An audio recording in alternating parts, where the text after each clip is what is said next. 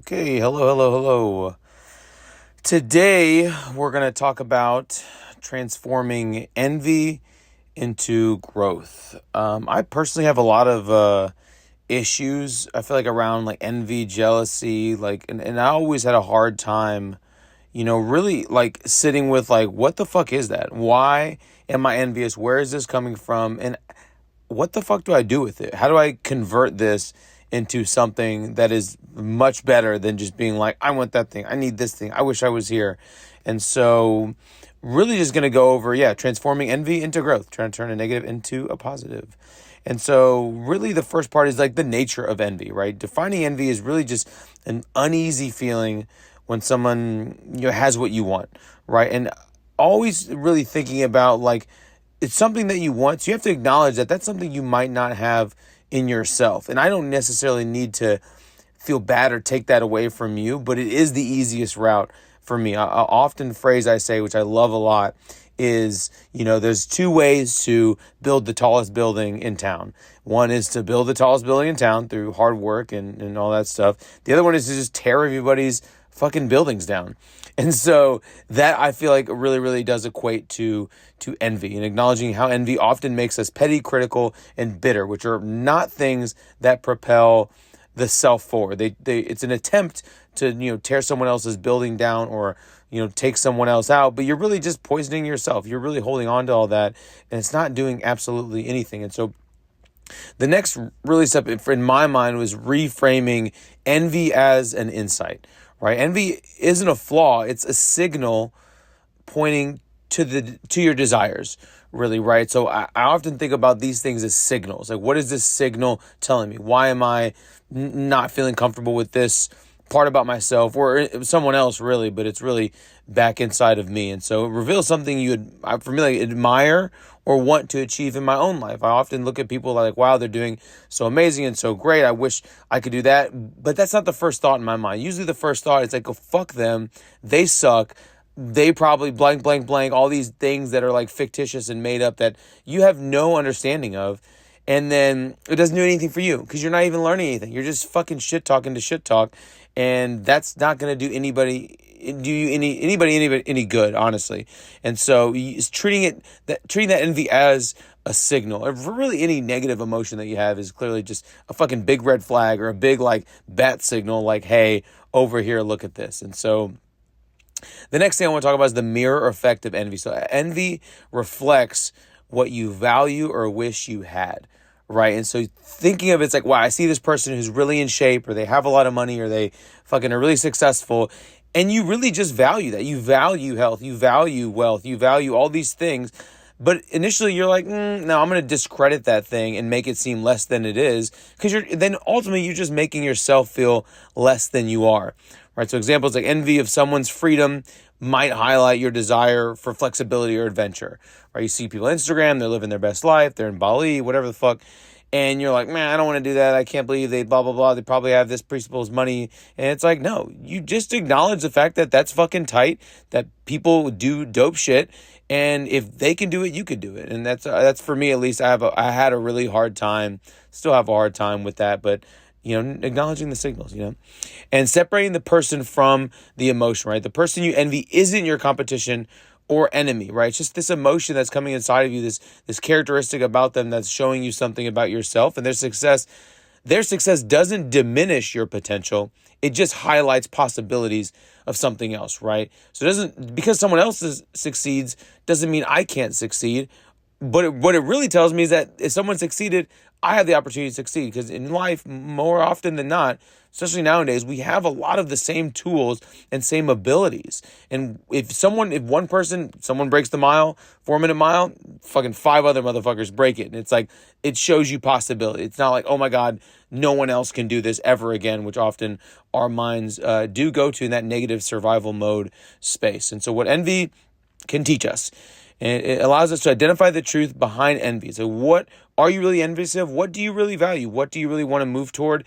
And then fucking hack of all hacks, just go toward that thing. Take a step in that thing. All that fun time you do judging, or even myself judging and envying and being very comparative and competing everything. I could just spend time taking action and being like, wow, this is hard. This, you know what I mean? And then you appreciate what they've done because you understand that fucking it's all just hard work. It's all just getting after it and doing the thing. And so this reveals areas of growth on how to improve and really how to focus on your own journey, what that tells you about you. They might be over there, but what can I do in my specific, unique way that gets me into a place like that? And so turning criticism into curiosity, I think, is a really, really big statement, right? Instead of judging, ask, how did they achieve this, right? And then, and in asking that, how did they achieve this, you work backwards. And when you work backwards far enough, you get to where you're at, and then you can start taking those steps to get you where you would ideally want to go. And so just replace envy with curiosity about the journey, the lessons you learn along the way, and the entire process. It's really, I think, so clutch is to switch out curiosity for a lot of these criticisms, judgments, and even other things too. Is just wonder. A lot of wonder and awe will always get you in a fun place of this exploratory nature, as opposed to trying to conquer everything and get here. And this is mine. This is my area. This is my land. No one gets on it. That's not how your mind works. Not how the world works. Unfortunately, it is at one point, but in ways of which personal growth, it's often not the best way to think. And so setting a growth-oriented response, that's going to be the biggest thing, right? It's just to convert that judgment and that criticism into a growth-oriented response. Channel that envy into action. Break down what you admire into tangible goals, into real shit, right? You envy fitness, you envy health in others. Start something really small. Go for a walk and feel good that you converted something, right? I often feel like if I can transmute a lot of these shit feelings into ones that actually move me in the right direction, I don't get bogged down by just envy. I want to be healthy. I can't get healthy. Fuck everybody that's healthy. I'm just going to stay this way. That's great if you want to stay exactly the same way and want to harbor, negativity and hate in your heart. But I don't think that that's what everybody wants to do. It's just a hardwired programming that I feel like we often grow up with me at least. And so practicing gratitude and abundance, it's so funny, but it always comes back to that gratitude space of gratitude really just helps neutralize all these emotions and all these feelings. It allows us to focus on our own progress. And then really the gratitude space, like, fuck, look at all this shit that I have. This is so fucking tight. I have so much. They have so much. Wow, they're killing it. I can kill it too. And it's like, wow, shifting to that. And it's one of my least favorite phrases, but most favorite phrases is like this abundance mindset. This really just looking at the world like this is all ours together. This is all collectively all of ours. And there's enough success for everyone because success is an infinite resource, right? Your health and wealth and happiness and joy and gratitude, that is a infinite well that you can always dip into. And then now coming sort of to a close is envy as a tool for self-awareness, using envy to identify the gaps in your life or character, right? Where are those gaps? What am I missing? What do I really want? What do I aspire to be? And then that's it. And I got to fill in the gaps. I'm not trying to make more gaps into you, because guess what? That's impossible, right? I really can't put gaps into somebody else, but I can, in my mind, do it that way, right? Oh, they're healthy. Oh, they have money. I'm going to take away from them by saying this little snarky comment or whatever bullshit that I could say. I'm thinking, oh, yeah, I'm making some potholes. I'm tearing their building down.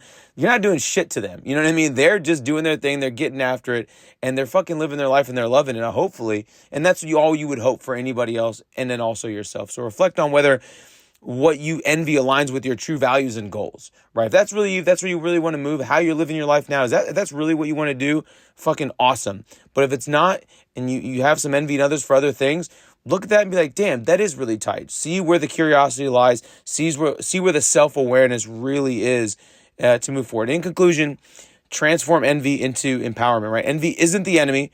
It's just a guide to growth. All these emotions that we deem negative aren't the fucking worst. They are just signals, really strong fucking signals that, okay, I often say the stove is getting too hot, got to take the hand off, right? So you end up going to this place where the pain is enough to change. And all this is just a little bit of like micro stress, micro pain, and it allows you to grow in a certain direction. So use it to become a better version of yourself and not to criticize others. I fucking can't do anything by criticizing others.